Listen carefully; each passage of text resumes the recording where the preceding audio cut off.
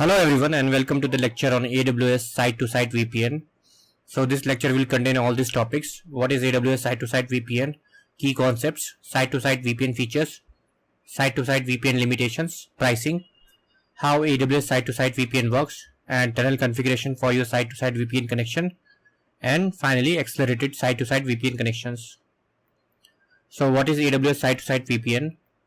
So by default, instances launched into an Amazon VPC cannot communicate with your own remote network or on-premises network or your data center, which limits the connectivity options.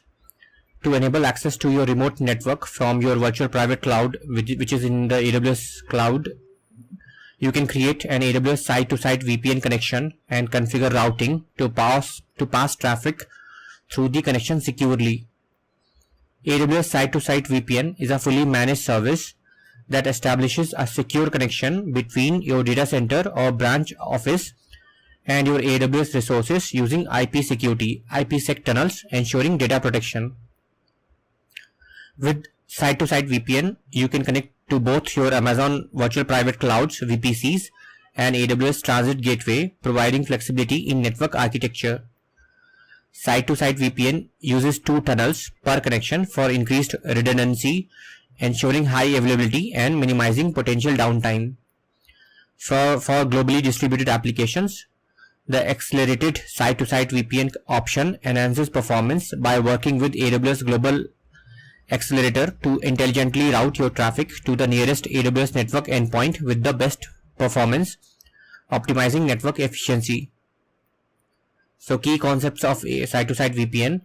First one is VPN connection, a secure connection between your on-premises equipment and your virtual private cloud VPCs. VPN tunnel, an encrypted link where data can pass from the customer network to and from AWS. Each VPN connection includes 2 VPN tunnels which can simultaneously use for high availability.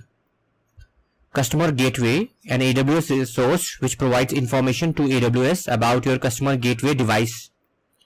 Customer Gateway device, a physical device or software application on your side of the site-to-site VPN connection. Target Gateway, a generic term for the VPN endpoint on the Amazon side of the site-to-site VPN connection. Virtual Private Gateway. A virtual private gateway is the VPN endpoint on the Amazon side of your site-to-site VPN connection that can be attached to a single VPC. And Transit Gateway, a transit hub that can be used to interconnect multiple VPCs, virtual private clouds, and on-premises networks, and as a VPN endpoint for the Amazon side of the site-to-site VPN connection. Site-to-site VPN features: 1. Internet Key Exchange version 2, NAT traversal, a 4-byte ASN in the range of 1 to so this number for virtual private gateway configuration, 2-byte ASN for customer gateway in the range of from 1 to 65,535, then CloudWatch matrix, reusable IP addresses for your customer gateways, additional encryption options including AES 256-bit encryption, SHA-2 hashing, and additional Diffie-Hellman groups, configurable tunnel options, custom private ASN for Amazon side of a BGP connection, private certificate from a subordinate certificate authority from AWS Private Certificate Authority, and support for IPv6 traffic for VPN connections on a transit gateway. Okay, site-to-site VPN limitation. A site-to-site VPN connection has the following limitation. 1. IPv6 traffic is not supported for VPN connections on a virtual private gateway. An AWS VPN connection does not support path MTU discovery. In addition, take the following into considerations when you use site-to-site VPN. When connecting your VPCs to a common on-premises network, it is recommended that you use non-overlapping CIDR blocks for your networks. So pricing. you are charged for each VPN connection hour, and that your VPN connection is provisioned and available. You are charged for data transfer out from Amazon EC2 to the internet. When you create an accelerated VPN connection, we create and manage two accelerators on your behalf. So you are charged an hourly rate and data transfer cost for each accelerator. Okay, how AWS site-to-site VPN works. So this is there two architectures. This is the first one. So I'll be explaining. This one is a simpler architecture or the most straightforward. So basically you have at least one VPC and you have EC2 instances running. You have to create a virtual private gateway, and on the customer side you have to create a customer gateway which will be you will be configuring from the AWS console. Basically you have a customer device and you configure a customer gateway which will be pointing to that actual object, and then you create a VPN connection which is a site-to-site VPN. So key components of a site-to-site VPN. So a site-to-site VPN connection consists of a virtual private gateway or transit gateway. So transit gateway architecture I will show in the next slide. A customer gateway device and a customer gateway resource in AWS. On the AWS side, you create a virtual private gateway VPN concentrator attached to a VPC or a transit gateway, which is also known as transit hub, to interconnect VPCs and on-premises networks. Customer gateway device. So on your side, which is on the data center or your on-premises network or your branch office, you configure a physical device or software application as the customer gateway device to work with the site-to-site VPN connection.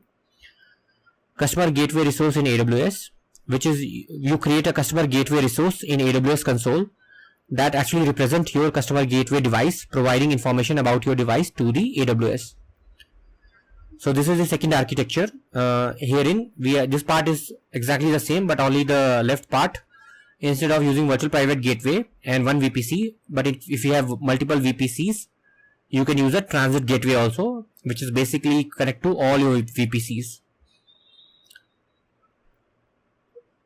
So the site-to-site VPN connection offers two VPN tunnels between the virtual private gateway or transit gateway on the AWS side and the customer gateway on your side. This I will be explaining in the next slide. And by default, your customer gateway device must initiate the internet key exchange IKEY negotiation process, but you can configure AWS to initiate it instead. So basically this should start first the setting up the tunnel. So it should initiate, but it's possible but it's like you have to go through some configuration option if you want here to start from here, this side, from transit gateway or the virtual private gateway. So your site-to-site VPN connection on a transit gateway can support either IPv4 or IPv6 traffic inside the VPN tunnels. So tunnel configuration for your site-to-site VPN connection. So this is we have two tunnels. So they are going through the VPC router. So on the AWS console you will only see virtual private gateway, but in turn there will be two for high availability and redundancy. There will be two tunnels which is be created through VPC router. So you can see they are in two different availability zones. So you use site-to-site VPN connection to connect your remote network to a VPC, and each site-to-site VPN connection has two tunnels, with each tunnel using a unique public IP address. It's important to configure both tunnels for redundancy.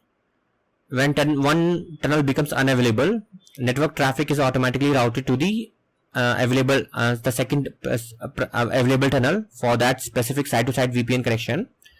Each tunnel terminates in a different AZ to provide higher availability. Traffic from on-premises network to AWS uses both tunnels. So from here it uses both.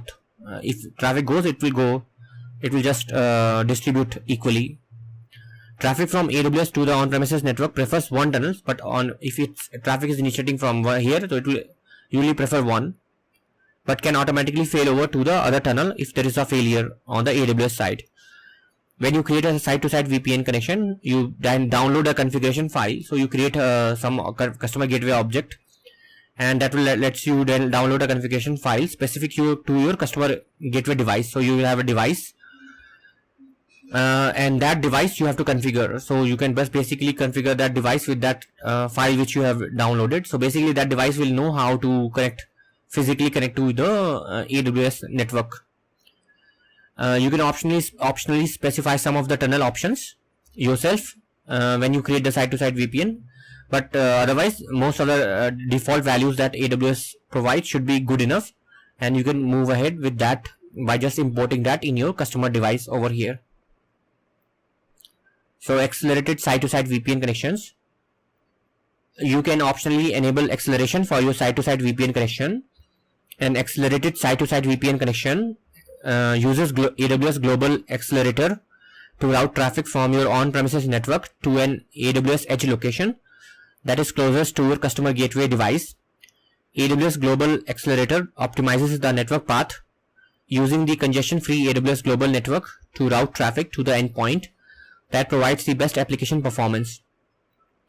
You can use an accelerated VPN connection to avoid network disruptions that might occur when traffic is routed over the public internet.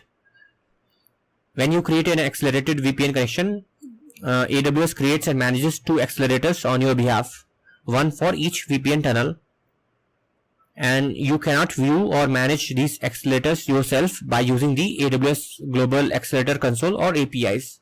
So you can just go ahead and say you want to use Global Accelerator or not, but you will not be able to see this object in AWS console. So basically they will be there to provide higher performance compared to just regular site-to-site VPN. And that's all. Thanks for watching.